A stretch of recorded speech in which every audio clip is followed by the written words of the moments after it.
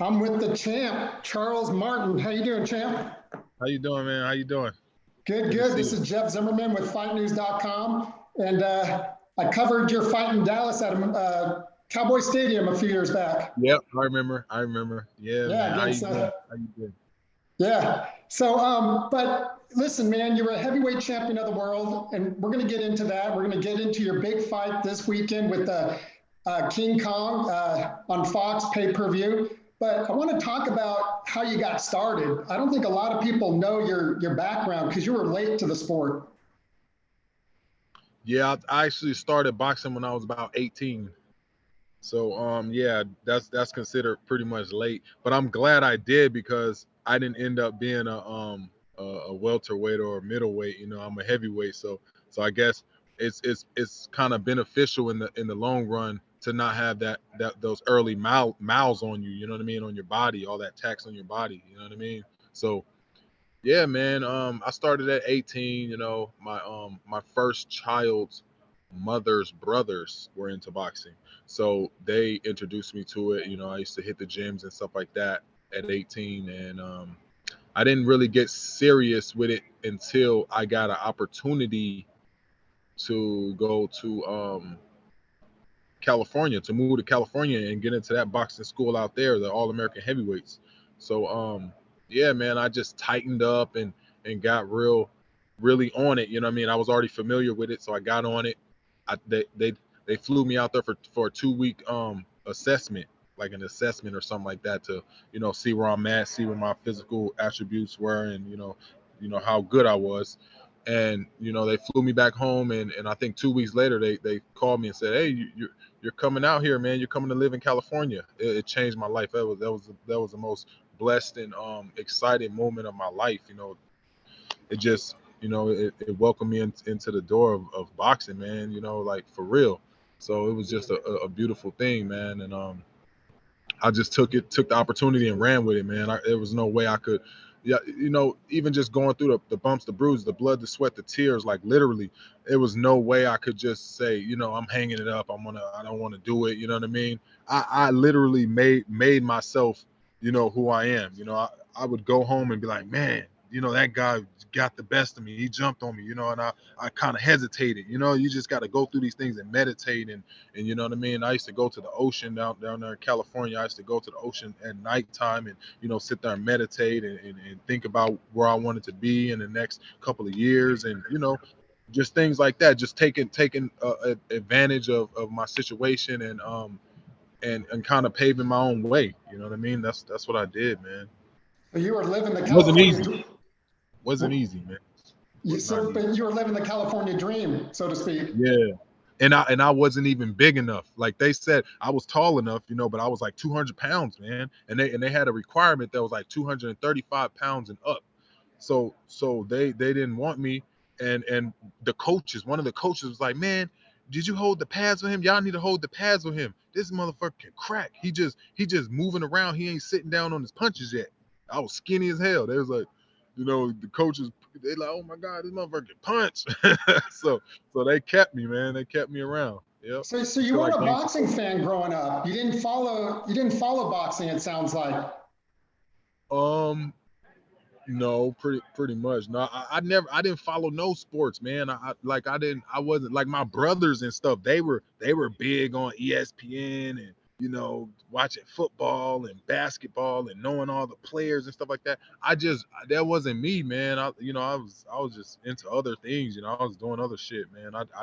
I wasn't really like no sports person, but I'm athletic. You know what I mean? Like, I'd go plays pickup games of basketball and shit here and there or something, you know what I mean? Or, we get a pickup game of football, in the field or something.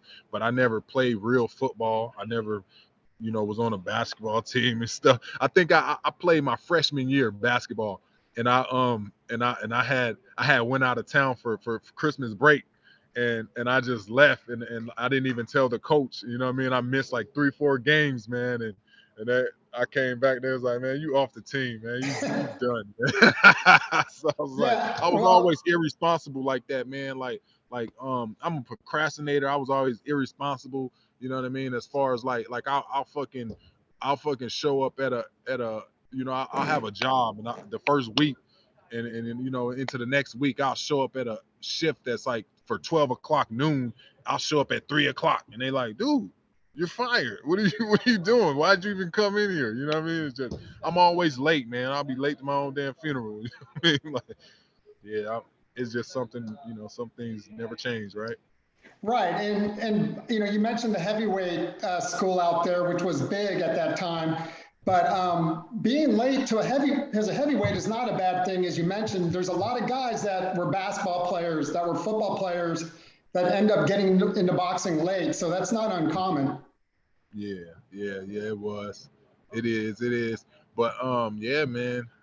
Yeah, I was not an athlete at all. That's the crazy thing, man. You know, I was like in kind of in the streets a little bit, you know, like, you know, just trying to find my way, man, you know what I mean? And but I just knew I wanted more, you know, more than what my peers were on and what life had to offer. I just wanted something better, bigger and better, you know what I mean? Right. And I couldn't jump. I had a good shot in basketball, you know, I wasn't, but I wasn't no, you know, I could dribble a little bit, you know, has a little handles for a tall guy, but they said, oh, you got to play center. I said, man, I ain't play, I'm a Taurus, so I'm stubborn, you know, and I'm like, man, I ain't about to play center. I don't want to just catch the ball and lay it up, you know, I want to dribble down the court and shit. So, you know, that couldn't happen. So I Right. didn't want to play. So Charles, you go on and you have a decent amateur career, 60 plus fights, and you turn pro. And you're a southpaw, which I think is an advantage when you're a heavyweight or you know most weights. And then you win the heavyweight title. You get your title shot against Glaskov, become the heavyweight champion of the world. I mean, you went to California, you kind of, you know, had this dream going, you know, you kind of got hand chosen, you're living it out, and then you become champion. What was that feeling like? Yeah, it was just the most. I can't even explain it still to this day, man. It was that moment. It was just priceless. You know what I mean? It was just priceless, and that's what's giving me this drive. You know what I mean? Was drive because I wanna feel that again. You know what I mean? It's giving me that ultimate drive, man. So yeah, I just and you know, I don't like to really talk about it because I was gonna win the fight. You know what I mean? Like if you look at, but the way he got injured and I couldn't get the knockout. You know, we want to get the, you know, when you get something that important in your life, you want to get it like I knocked this motherfucker out. You know what I mean? And when I couldn't get it like that, it just kind of, I felt that kind of like a void there. You know what I mean? So it kind of messed me up, threw me off track a little bit, you know what I mean? And then I went into a fight, you know what I mean? And you know, yeah. So, Yeah, but this is well, the real me. When you get the real me, only I could beat me. I beat me before I even got in the ring to get a loss. You know what I mean? As long as my head is in the fight in the camp, I'm indestructible. You know what I mean? And can't nobody so beat. right, and then you know, not to put you know a damper on it, a few months later, you're in there with the former Olympic gold medalist and Anthony Joshua, who at that time you know wasn't a champion. You're defending. What made you defend against him at that time? Obviously, it was a big payday. It was in his hometown. But what kind of Well, drove well, you? I always want to fight the best, man. You know what I mean? That's the whole thing of this sport. You know what I mean? Like if you're not in this sport to fight the best and to prove you are the best, then you know, me personally, I wouldn't see any reason to be in this sport. You see what I'm saying? When you make it to the top, you know, that's where you belong. That's what you want to fight other fighters and defeat those top fighters. You know, that's the only thing that gives you that ultimate credibility. Right, You know. and as high as you were from winning the title, were you just as low once you lost it so quickly? Um. Well, it was just a whole lot of things going on in my life at that time. So, you know, it was a combination of things, if that makes sense. Okay, okay. Well, let's talk about what you have going on now because it's a little bit of irony. You got Manny Robles in your corner, and Manny really, starred when he took Andy Ruiz to the title and ironically beat Anthony Joshua in that big upset in New York. But in the rematch, didn't quite have that same discipline. Now, I know you've come public about not having discipline. You kind of alluded to it here. Do you and Manny talk about that? And is that something on your mind as you look to get back into a title shot? Well, yeah, it's like this. Now that I'm older, more mature, the discipline is definitely there. That was mainly like the missing ingredient to take me to the next level. You know what I mean?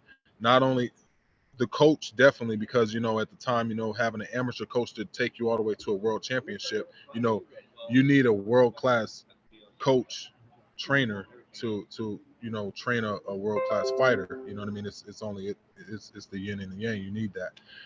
But yeah, man, just the discipline. You need that discipline. You can't miss days at training camp. You know what I mean? You can't miss those important work. Every just like every fight is the most important fight in my life.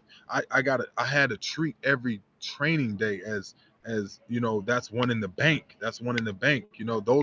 Those are so critical, so important. And I would miss days. I would be not multiple days in a row, but I'd be like, oh, I can't make it today, or you know what I mean? Like, and that's so fucking important, man. This camp was from this start to the finish every day. Perfect attendance. That's very, very critical in this sport, man. You gotta fucking be there, man. You gotta show up. And listen, man, it's a great time to be a heavyweight. It seems like there's kind of a renaissance going on. And guys that you're 35, you got like Chris Arreola still doing his thing. You got Derek Chisora just had a great fight. Yeah, I mean, what is there something about it? You mentioned the maturity. It seems like, especially with heavyweights, that a lot of them come in late. But there's something to it about being in your 30s that you still have a lot left in the tank. Yeah, we usually peak around this age. You know what I mean? Like I'm in my prime right now, so yeah, man, it's just a perfect time, man, where I'm not chasing all the wrong things.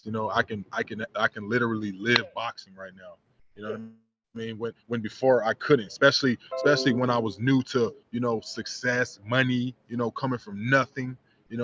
Is a distraction. That's all it was. You know what I mean? When they kept me hungry and I had nothing, I was there. I was fighting. I was in the gym. I was doing what the fuck I had to do. But as soon as I, got the money, without the knowledge, it could be very, very detrimental. You know what I mean? So unfortunately, that was the main thing that fucking happened to me. I got money and I got comfortable. So now that I've been through that, been there, done that, and I still have the time. A lot of guys, they run out of time when the window closes. Then they want to do everything right, and it's too late. I was blessed to, get that shit out my system, and now we ready to roll, man. The money don't mean nothing. Nothing means nothing but boxing. Jeff, we're going way over here. If you could wrap it up with your last question here. So what challenge, obviously you're going to be in there with King Kong this Saturday, kick off the new year on Fox pay-per-view. He's another guy that's been around for a long time, often avoided. What challenges does King Kong bring to the table, Charles? Very strong, very, very explosive. He very crafty, coming from that Cuban boxing school, so he's dangerous man. I gotta stay on my A game and watch him, and play that counter game, make sure I keep my defense tight. All right, you heard it here from the former heavyweight champion of the world, Charles Martin, looking to get back in the ring this Saturday night on New Year's Day against Luis Ortiz, King Kong, and hoping to get back in a title shot in the coming year. And we wish you nothing but the best, and good luck Saturday. All right, Charles, Jeff Zimmerman, FightNews.com. Thank you. Happy New Year. Same to you.